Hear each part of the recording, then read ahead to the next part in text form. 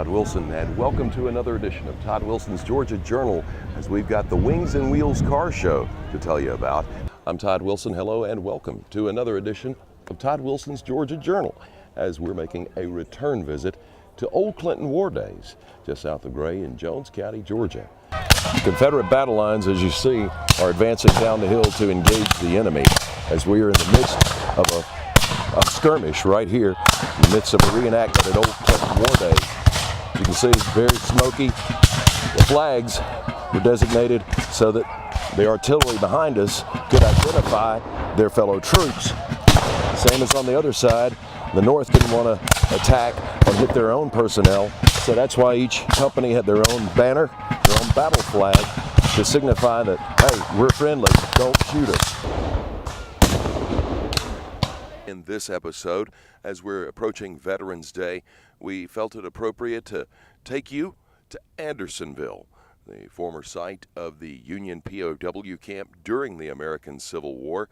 Also, of course, the home to the National Cemetery here, which is still in use today, and also the POW Museum.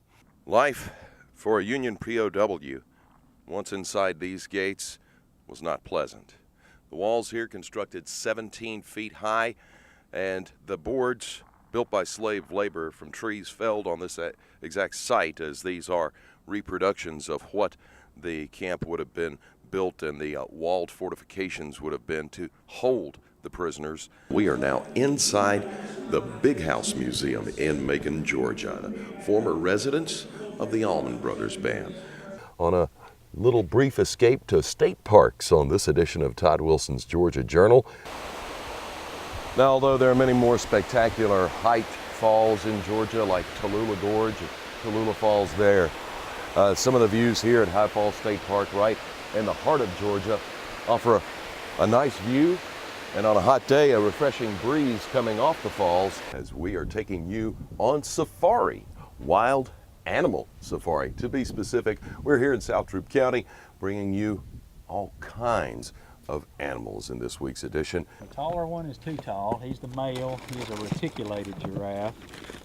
Rose, the female, on the right here, she's the pregnant one.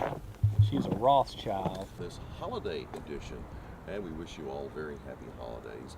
Now, last year we took a tour of the Hay House. This year we gave you a glimpse of the Hodak Holiday Tour of Homes. And right now, we're going to take a look inside the historic Cannonball House, former home to Judge Asa Holt. President Roosevelt, before he was president, discovered Warm Springs, and he came here for the treatments and the therapy. Originally, it was a resort for people back in the 1800s, but it eventually would become a center for therapy for people suffering from polio.